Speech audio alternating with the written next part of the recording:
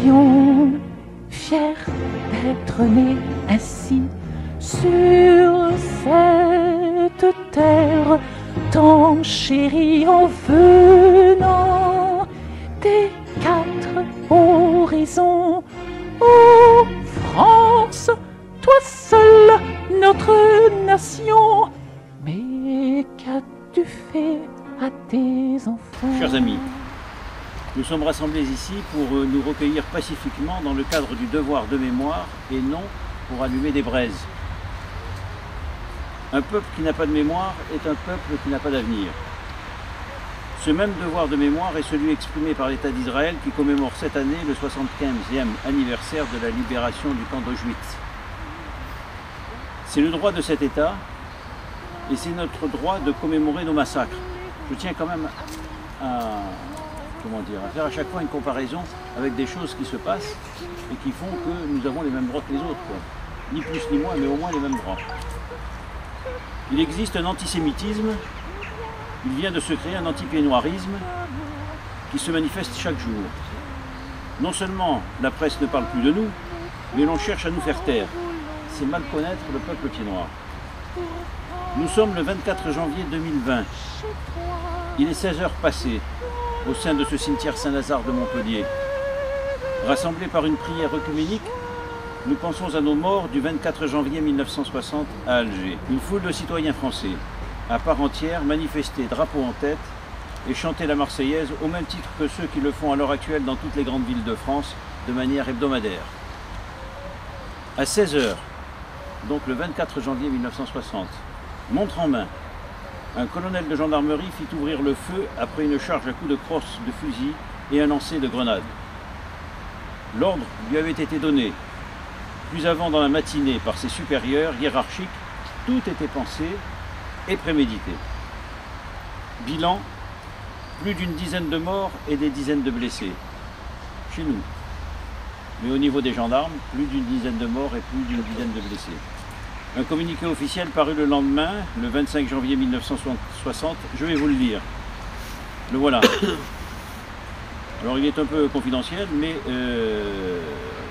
il faut le lire et écouter attentivement. Ça vaut son pesant d'or, hélas, ou 200. 21 morts à Alger. Le bilan des victimes des incidents d'Alger s'établit officiellement à 21 morts. 10 civils ou territoriaux et 11 gendarmes. 12 blessés se trouvent encore à l'hôpital civil de Mustapha. Ce sont messieurs Marcel Molinier, Albert Ayache, Georges Guillaume, Jean Abadi, Elie Ben Simoun, Guy Laflèche, Comtesse Poli, Rubert Franck, Reliance Régis, Bernard Brunet, Jean Halimi et l'aspirant Whiter. Ces 4 derniers sont dans un état très grave. Les morts, civils ou territoriaux, donc les 10 morts, recensés. Eugène Bévilacqua, 46 ans. Je veux dire que Eugène était un ancien de la 2e DB. Roger Hernandez, 34 ans. Notre ami de Babelwed. Jean Rech. Jean Salami. Rigmond Rikiri. Raphaël Balestier. André Echen. André Echen qui était du Sanguet. Si vous comptez bien, ça fait 7. Et on nous dit 10. Il y a eu plus que 10. Au niveau des gendarmes mobiles, donc là ça devient dramatique parce qu'ils ne connaissaient même plus le prénom des gendarmes mobiles. Donc ils en ont mis 3, Marcel Camoniec, Jean-Pierre Lefin, René Millon qui a donné le nom à une caserne de gendarmes mobiles, Robert Maurice, et là stop, il n'y a plus de prénom, Pinet, Lemaître, Merlin, Franflette, Mérin, d'autre part un lieutenant et un garde mobile sont décédés à Maillot. Donc on arrive à 11 là, et il disait 10 pour les gendarmes mobiles. Le communiqué publié ci-dessus indique qu'il y a 21 morts, dont 10 civils et territoriaux. Nous n'avons pu trouver trace des 3 manquants à notre liste. C'est-à-dire qu'ils ont des morts et ils n'arrivent pas à les identifier. Le problème est que, en fait, ça sera beaucoup plus dramatique que ça, en ce sens qu'il y a eu des morts, mais ils n'ont compté que les morts qu'ils avaient trouvés à l'hôpital Maillot, mais il y en a eu dans les autres cliniques, et donc il y en a eu qui ont été remis directement dans les fosses communes, que ce soit à Saint-Eugène ou au boulevard Bru. Ce qui fait que, quand on y pense, c'est plus de 10 morts qu'il y a eu. Mais vérité officielle, et vous le verrez, cette vérité officielle qui est devenue une légende, eh bien, elle se perpétue. Les journalistes, les parlementaires et les historiens l'ont pris comme argent comptant sans se poser de questions. En fait, on annonce les noms des 7 morts au lieu de 10. Dans le même temps, il est fait état de blessés très graves qui se trouvaient à l'hôpital Maillot, sans préciser que plusieurs autres étaient hébergés par les cliniques d'Alger. On apprenait enfin que des corps avaient été déposés dans la fosse commune des cimetières d'Alger. On retrouvera ça au 26 mars, puisque là, ils étaient jetés carrément à la mer. Donc c'est vrai, ça laissait plus de traces. Il s'agissait certainement des personnes qui furent considérées comme disparues par la suite. Même chose qu'au 26 mars, les corps étaient jetés et on déclarait les personnes disparues. Qui a ordonné ce massacre? Qui a permis cette forfaiture et qui a diffusé la fausse nouvelle? Il n'y eut aucune enquête officielle, ouverte par un procureur de la République, aucune enquête parlementaire, aucune enquête sérieuse de presse ou d'historiens. Imaginez un seul instant. Nous sommes à Paris, boulevard Saint-Michel. Les syndicats manifestent. Les gendarmes mobiles tirent, 20 morts. Imaginez ce que ça peut faire comme résonance sur le plan de la presse, sur le plan des parlementaires, etc. à l'heure actuelle. On est peut-être à la veille de ce genre, et je ne le souhaite pas, mais à la veille de ce genre de problème.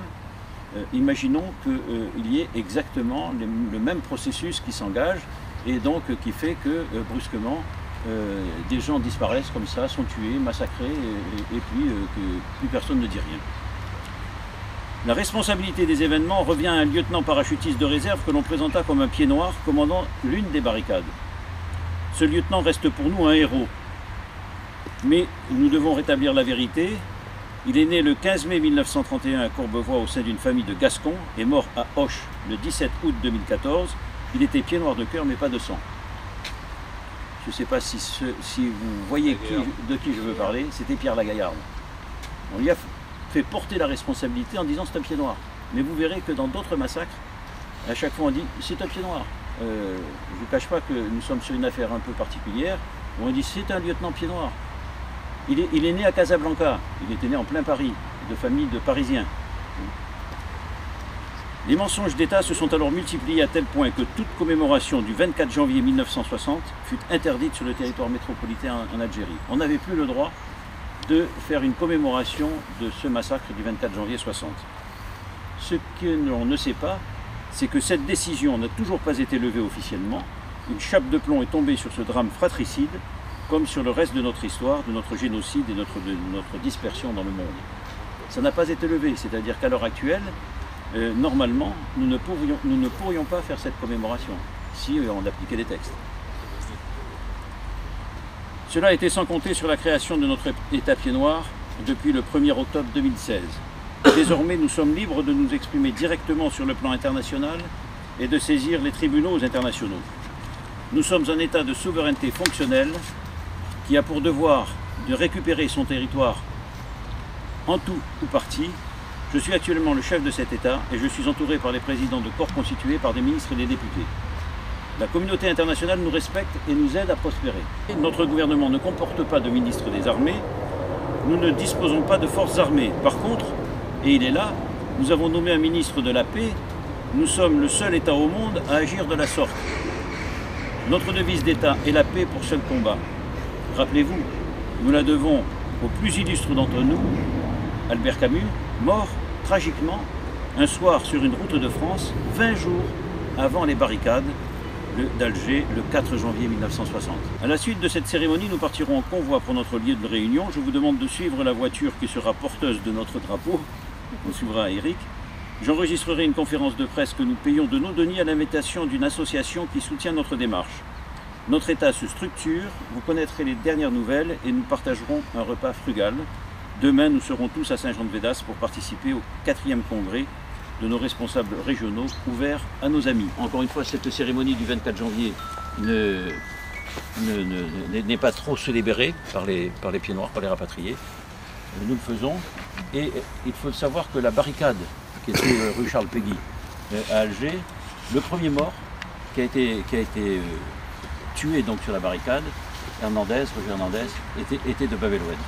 Donc ce sont 2 enfants de Bab el Oued, Marie et moi, y compris d'ailleurs notre ami Richard, qui a fait un séjour à Babeloued, il est devenu Babelouedien d'honneur, qui allons déposer cette gerbe en souvenir de Roger. Pourquoi pas, hein? Bien sûr.